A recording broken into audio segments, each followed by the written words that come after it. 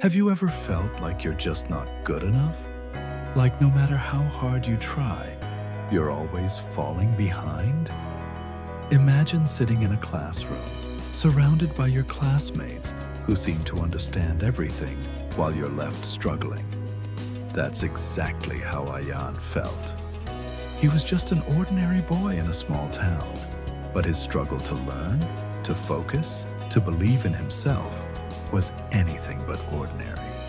This is the story of how one teacher's simple lessons changed Ayan's life forever. And if you've ever faced the same battles, his journey might just show you a way out. In a peaceful village surrounded by rolling hills, there was a boy named Ayan. He wasn't any different from the other kids in town, laughing with his friends, enjoying the sound of birds chirping, and watching clouds drift lazily across the sky. But within this ordinary life, there was a struggle that only he felt. While everyone else seemed to grasp their lessons easily, Ayan was left behind, unsure of how to keep up. But in his world, even this struggle was part of his journey. Though his world was peaceful, Ayan couldn't escape the anxiety he felt in class. Every time he sat down to study, the lessons blurred together, the words on the page swimming before his eyes. His classmates, effortlessly catching on, often mocked him. With each insult, Ayan felt a little smaller, a little less confident. The weight of failure pressed heavily on him. He began doubting if he was even capable of learning. But there was one thing Ayan hadn't realized. Sometimes, the hardest battles are the ones that lead to the greatest growth. After class, as the room quieted, Ayan couldn't shake the feeling that something had to change. He found Mr. Harris sitting alone at his desk, his demeanor calm and inviting. "Sir, I need to talk to you about something," Ayan murmured, his voice laced with uncertainty. Mr. Harris, without hesitation, smiled warmly and motioned for him to sit down. "Of course, Ayan. Tell me what's on your mind." Ayan hesitated, but finally spoke the words that had been weighing on his heart. "I'm bad at studying. I can't focus. Nothing sticks, and I feel like I'm falling behind." Mr. Harris nodded thoughtfully, his voice calm but firm. "You're not alone in this. Many students face the same struggles. But the good news is, you can overcome it. I'll share 5 simple lessons that will help you not only focus, but truly understand what you're learning." "Let's begin with the first lesson," Mr. Harris said, handing Ayan a glass bottle filled with muddy water. "What do you see here?" Ayan studied the bottle, puzzled. "Dirty water, sir." "Right," Mr. Harris said. "Now, let's set it aside for a moment and see what happens." They waited. Slowly, the dirt in the water began to settle, and the water became clear. "What do you see now?" Mr. Harris asked. Ayan's eyes widened. "It's clear now, sir." "Exactly," Mr. Harris smiled. "Our minds are like this bottle. When they're full of stress, worries, or too many thoughts, we can't think clearly.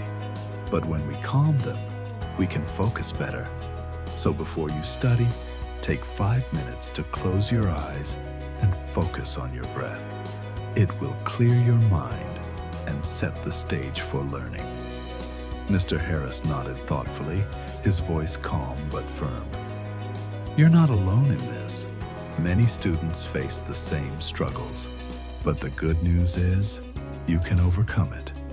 I'll share 5 simple lessons that will help you not only focus, but truly understand what you're learning." "Let's begin with the first lesson," Mr. Harris said, handing Ayan a glass bottle filled with muddy water. "What do you see here?" Ayan studied the bottle, puzzled. "Dirty water, sir." "Right," Mr. Harris said. "Now, let's set it aside for a moment and see what happens." They waited. Slowly, the dirt in the water began to settle, and the water became clear. "What do you see now?" Mr. Harris asked. Ayan's eyes widened. "It's clear now, sir." "Exactly," Mr. Harris smiled. "Our minds are like this bottle. When they're full of stress, worries, or too many thoughts, we can't think clearly. But when we calm them, we can focus better. So before you study, take 5 minutes to close your eyes and focus on your breath. It will clear your mind and set the stage for learning." Mr. Harris nodded thoughtfully, his voice calm but firm. "You're not alone in this. Many students face the same struggles. But the good news is, you can overcome it. I'll share 5 simple lessons that will help you not only focus, but truly understand what you're learning." Mr. Harris handed Ayan a sponge and a rock. He poured water on both, watching as the sponge soaked it in, while the water simply rolled off the rock. "Some students memorize like this rock," Mr. Harris said, "but they don't really absorb what they're learning. But students who try to understand, imagine, and apply what they learn are like the sponge. They retain more because they engage with the material. Always try to understand, not just memorize," Mr. Harris added with a smile. "The sponge will always remember more." "Let's try something different," Mr. Harris said, handing Ayan a large wooden block. "Try to break this." Ayan pushed and pulled, but the block didn't budge. Then Mr. Harris took out a saw and cut the block into smaller pieces. "Now try again." Ayan easily broke the smaller pieces. "You see," Mr. Harris explained, "big tasks can overwhelm you. Break them into smaller parts. Study a little every day. Take breaks, and the pieces will fall into place." Mr. Harris planted seeds in 2 pots. He watered one pot every day, but the other one was left dry. After several days, the first pot had a small plant growing, but the second pot remained dry and barren.